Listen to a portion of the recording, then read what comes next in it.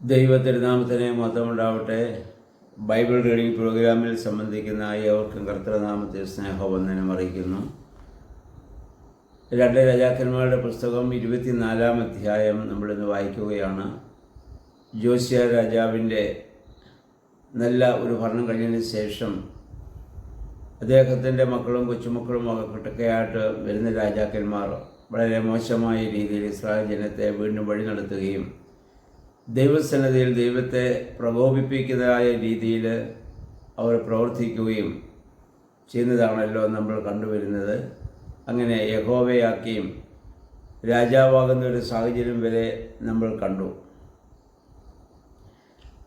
ആ സമയത്ത് നെബൂഖദ്നേസർ രാജാവ്, ബാബിലോൺ രാജാവായ നെബൂഖദ്നേസർ അദ്ദേഹത്തെ ആക്രമിക്കുകയും 3 വർഷത്തോളം ബാബിലോൺ രാജാവിന് ഒരു അടിമയെപ്പോലെ അദ്ദേഹത്തിൻ്റെ കീഴിലായിരിക്കേണ്ട സാഹചര്യം വരുന്നു.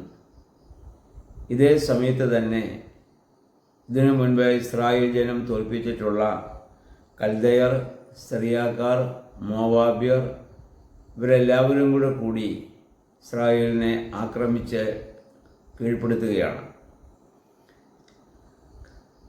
കാരണം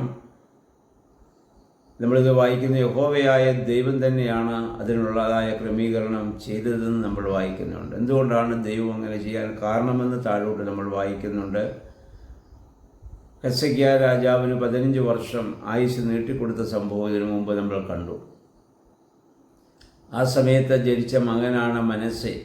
ആ മനസ്സെ നീചനും ദൈവസന്നിധിയിൽ ദൈവത്തെ പ്രകോപിപ്പിക്കുന്ന രീതിയിൽ പ്രവർത്തിച്ചവനുമായ മനുഷ്യനാണ്. അദ്ദേഹം അനേകം നിഷ്കളങ്ക രക്തം ഇസ്രായേലിൽ ഒഴുക്കി. അന്ന് യെശയ്യാ പ്രവാചകൻ പറഞ്ഞു, ഇതിൻ്റെ ശിക്ഷ അനുഭവിക്കും. എന്നാൽ ഹെസ്സക്കിയാ രാജാവിനത് കാണേണ്ടി വരികയില്ല. എന്നാൽ അദ്ദേഹത്തിൻ്റെ തലമുറകളുടെ സ്ഥാനത്ത് അവരുടെ കാലം വന്നപ്പോൾ അവർക്ക് ആ വലിയ നാശം സംഭവിക്കുന്നതായി ഇവിടെ കാണുകയാണ്. കാരണം ദൈവം നിഷ്കളങ്ക രക്തം വീഴുന്നത് ദൈവം ഒരിക്കലും സഹിക്കുകയില്ല. പൊതുനിയമത്തിൽ നമ്മളും ഇത് മനസ്സിലാക്കേണ്ടതാണ്. രക്തം വീഴുക എന്ന് പറഞ്ഞാൽ ഒരാളെ നമ്മൾ വധിക്കണമെന്നില്ല.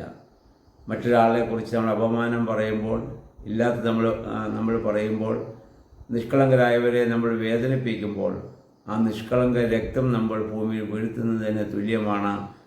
അത് ഇന്നല്ലെങ്കിൽ നാളെ നമ്മളോ നമ്മുടെ തലമുറകളോ ആ വലിയ ശിക്ഷ അനുഭവിക്കേണ്ടി വരുമെന്ന സത്യം ഇതിൽ നിന്ന് നമ്മൾ മനസ്സിലാക്കേണ്ടതാണ്. അതിനുശേഷം അദ്ദേഹത്തെ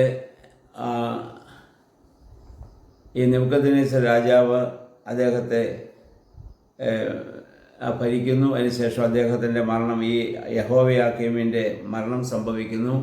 അദ്ദേഹത്തിൻ്റെ മകൻ യഹോവ യാക്കീൻ, ഇപ്പോൾ ഉണ്ടായിരുന്ന അപ്പൻ്റെ പേര് യാക്കീം, മറ്റേ യാക്കീൻ, അദ്ദേഹം ഭരണം ആരംഭിക്കുന്നു. അദ്ദേഹവും അപ്പനെ പോലെ തന്നെ അപ്രകാരം നീചമായ പ്രവർത്തികൾ ചെയ്ത് ദൈവത്തെ ഇവിടെ പ്രകോപിപ്പിക്കുന്നതായി നമ്മൾ അവിടെ കാണുന്നുണ്ട്. അപ്പോൾ നെബൂഖദ്നേസർ രാജാവ് വീണ്ടും അദ്ദേഹത്തെ ആക്രമിക്കുകയും അദ്ദേഹത്തിൻ്റെ മാതാവ്, ഭൃത്യന്മാർ, രാജസേവകന്മാർ അവരെയൊക്കെ അടിമകളാക്കി കൊണ്ടുപോകുന്ന ഒരു സാഹചര്യം വീണ്ടും ഇവിടെ ഉണ്ടാകുന്നതായി നമ്മൾ ഇവിടെ വായിക്കുന്നുണ്ട്. അതിനുശേഷം നെബൂഖദ്നേസർ രാജാവ്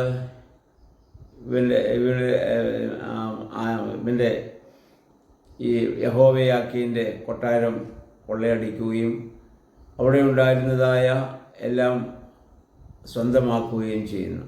അതുപോലെ തന്നെ ശലോമോൻ്റെ കാലത്ത് പണിതതായ യെരൂശലേം ദേവാലയത്തിലെ സ്വർണ്ണപ്പാളികൾ കഷ്ണങ്ങളാക്കി അദ്ദേഹം മാറ്റിക്കൊണ്ടു പോകുന്നത് നമ്മളിവിടെ കാണുന്നുണ്ട്. അത്രമാത്രം ഇസ്രായേൽ ജനം വളരെയേറെ കരുതിയിരുന്നതായ ആ ദേവാലയത്തിൽ വരെ ആക്രമണം നടത്തുന്നതായ ഒരു സാഹചര്യം ഇവിടെ ഉണ്ടാവുകയാണ്.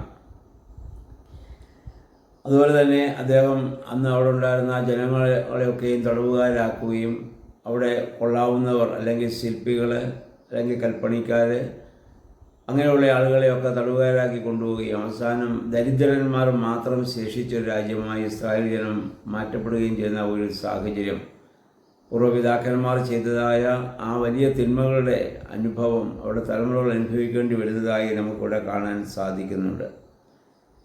അതിനുശേഷം ഈ നെബൂഖദ്നേസർ ഈ യഹോവയാക്കീമിനെ രാജസ്ഥാനത്ത് നിന്ന് മാറ്റി അദ്ദേഹത്തിൻ്റെ പിതൃ സഹോദരനായ മത്താനിയ അദ്ദേഹത്തിന് സദക്കിയ എന്നുള്ള പേരിട്ട് അദ്ദേഹത്തെ രാജാവാക്കുന്ന കാര്യം വരെ ഇവിടെ നമ്മൾ കാണുന്നുണ്ട്.